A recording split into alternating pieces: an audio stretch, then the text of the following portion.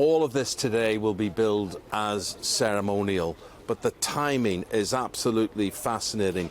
There's bound to be politics involved. You've got the new king and you've got the new prime minister together, and you've got politicians who are not sitting down in power. They're not doing their job. Tell me what you think. Well, I suppose King Charles and the Queen Consort and the Prime Minister will hope that the atmosphere obtaining right now will contribute to the possibility of a restoration of an administration here in Northern Ireland. The big dilemma is that unionism is arguing that the protocol is militating against business in their community, and they are, as a result of that, refusing to form a government with Sinn Féin and the others. And you must remember, should there be an administration here, that the greater likelihood is that the DUP, once the dominant party, unionist, will have to accept Michelle O'Neill as First Minister, and she is the Vice President and Deputy Leader of Sinn Féin. So it's quite a challenge for the Democratic Unionists at this point in time. Eamon, explain to people the idea of how much the Queen advanced reconciliation over the past 12, 15 years or so. I think there have been big strides. You saw Dougie Beattie's report there, and traditionally she was the Queen of Protestant, Unionist, Loyalist people. But has that changed? It has changed, yes. Not just for the optics either. In my reporting days, the Queen only visited Unionist towns and cities across Northern Ireland. You would not get the Queen visiting nationalist areas per se. It just didn't happen. Remember, there was a time when the IRA would have killed the Queen.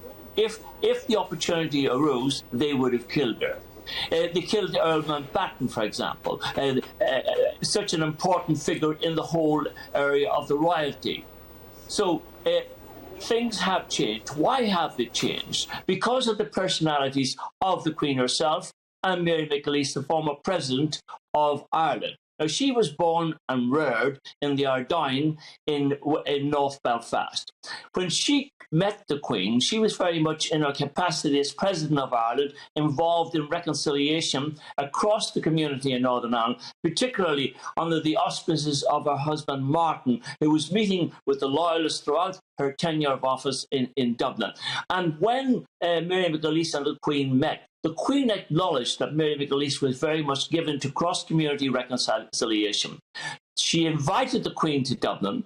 When the Queen went to Dublin, it was a remarkable development. She spoke in Dublin Castle. She opened her remarks with O Ochran agus a Cháide, President and people. It was remarkable. The Queen speaking Irish, exemplary Irish at that. It wasn't broken Irish. And then she made the remarkable remarks about the relationships between the peoples of these islands, the Irish and the British, and she wished that people had done things differently. So there was a sense, it wasn't quite an apology, but it was an acknowledgement that we hurt each other. And of course, she spoke of the personal hurt. She obviously had in mind the death of Earl Mountbatten and the other people who had lost their lives in the Troubles in Northern Ireland. Now, she did three things in Dublin, remarkable. She went to the Garden of Remembrance. Now, that's where the people who fought to win Irish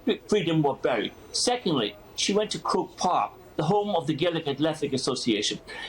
Previously, in the 20s, British soldiers and security services shot that particular grounds up, and a young man called Michael Hogan was shot dead. So she did extraordinary things when she was in Dublin, extraordinary things, and that was not lost on the broad nationalist people. And flowing from that, people like Martin McGuinness realised they had made a big mistake by boycotting the Dublin Castle meeting, and he took steps to find a pathway to acknowledge the Queen, and when she was coming to Northern Ireland, he engaged in that handshake. It was a remarkable moment in time, and that's why the mood has changed. Don't think everybody has gone royalist in the nationalist community. No, but there's a greater understanding. The Queen showed leadership, and McGuinness and those people showed leadership as well.